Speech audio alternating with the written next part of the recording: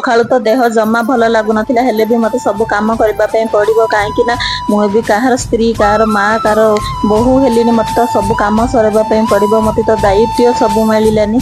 ଦାୟିତ୍ୱ ତ ସବୁ ମୋତେ ତୁଲେଇବା ପାଇଁ, ଦାୟିତ୍ୱ ମୋତେ ହିଁ ତୁଲେଇବା ପାଇଁ ପଡ଼ିବ। ମୁଁ ଏଠି ମିଶ୍ରି ପାଣି ପିଇକି ରୋଷେଇ ଘରକୁ ପଳେଇ ଆସିଛି। ଏଠି ପନିପରିବା ସବୁ କାଟାକାଟି କରିକି ଏଠି ମୁଁ ଭଜା ବସେଇ ଦେଇଛି। ସକାଳ ଜଳଖିଆରେ ମୁଁ ସୁଜି ତରକାରୀ ଖାଇଦେଇଛି। ସୁଜି ତରକାରୀ ଖାଇକି ମୋର ଘରର ଯାହା କାମ ଥିଲା ମୁଁ କାମ ସବୁ ସରେଇକି ଗୁଗୁକେରେ ରେଡି କରିଦେଇଛି। ମୁଁ ବଢି ଖାଇଥିଲି, ବଢି ଖାଇକି ଏଠି ରସଗୋଲା ଖାଇଥିଲି। ରସଗୋଲା ଖାଇକି ସ୍ୱାମୀ ସେ ଭିତରେ ପଳେଇ ଆସିଥିଲେ ସାବ୍ଜା ଲସି ଧରିକି। ମତେ ତ ସାବ୍ଜା ଲସି ବହୁତ ଭଲ ଲାଗେ। ତାଙ୍କୁ ଦେଇଥିଲି, ତାଙ୍କେ ମନା କଲେ। ଏଠି ଗୁଗୁର ମୋର ସାବ୍ଜା ଲସି ଟିକେ ପିଇ ଦେଇଛୁ। ତାଙ୍କୁ ରାତିରେ ବତୁରେଇଥିବା ମିଶ୍ରି ଦେଲି, ତାଙ୍କେ ମିଶ୍ରି ପଣା ପିଇଲେ।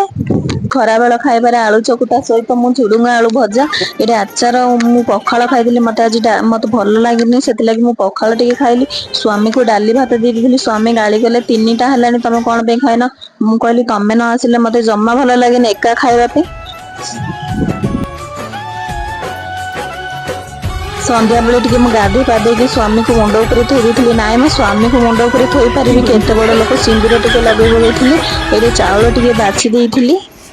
ଯଦି ଭଲ ଲାଗେ ସେମାନେ ସବସ୍କ୍ରାଇବ ଟିକେ କରିଦେବେ। ଦେଖା ହବ ଆଉ ଗୋଟେ ନୂଆ ଭିଡିଓ। ରହୁଛି। ଜୟ ଜଗନ୍ନାଥ ସାଙ୍ଗମାନେ।